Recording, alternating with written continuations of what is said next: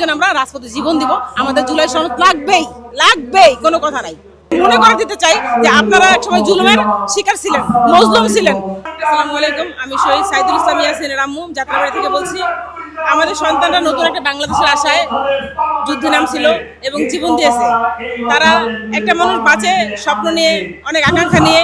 ও student, ওর কোনো চাকরির জন্য কিন্তু অ্যাপ্লাই করার দরকার ছিল না, ও ব্যবসা করার জন্য ইচ্ছুক ছিল। অথচ যখন দেখা গেল একটা বৈধ একটা আবেদনের জন্য সবাই যুদ্ধে নামলো, ওদের সাথে আমাদের সন্তানরা নামলো। তারা জীবন দিয়ে গেল কেন? এক সরকার পরিবর্তন করে আরেক সরকার বসানোর জন্য না, তারা বাংলাদেশটাকে পরিবর্তন করার জন্য, স্বৈর শাসকের কাছ থেকে উদ্ধার করার জন্য তারা জীবন দিচ্ছে। সেই পুনরায় যদি সেই সংবিধান থাকে বহাল, তাহলে আমাদের সেই যুদ্ধে কোনো ফলপ্রসূ হলো না। আমরা একমাত্র সন্তান হারাইছি, আমাদের সন্তানরা আমাদের রক্তে গঠিত, আমাদের শরীরে রক্ত তাদের শরীরে বহবল ছিল। আজকে তারা যদি দেশের জন্য নামতে পারে, আমরা মায়েরা কিসের জন্য ঘরে বসে থাকবো বলেন আপনারা? আমরা অবশ্যই আমাদের ন্যায্য দাবি আদায়ের জন্য রাজপথে ছিলাম, আছি এবং সেটা থাকবো। আমাদের সরকারের কাছে অনতিবিলম্বে গণভোটে হারায় বাস্তবায়ন এবং জুলাই সনদ আমাদের একমাত্র দাবি তাদের কাছে। আমরা চাই দেশে যেন উশৃঙ্খলতা না তৈরি হয়।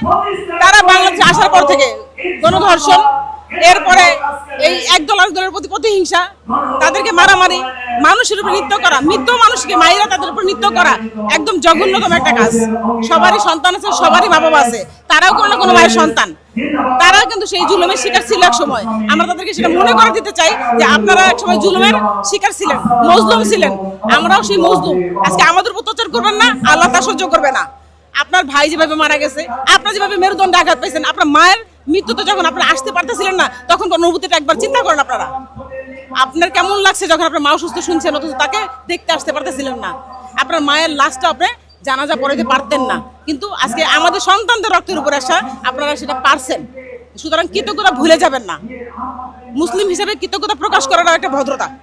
আপনি যদি ভদ্র সুশীল সমাজের একজন সাধারণ নাগরিক হয়ে থাকেন, আপনারা সাংবাদিক হয়ে থাকেন, আপনাদের সবার কাছে আমার অনুরোধ, আপনারা সত্য প্রকাশ করেন।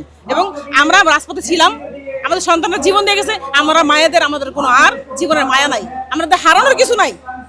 আমরা এই রায় বাস্তবায়নের জন্য, জুলাই সনদ পাওয়ার জন্য আমরা সর্বোচ্চ প্রচেষ্টা অবশ্যই করব।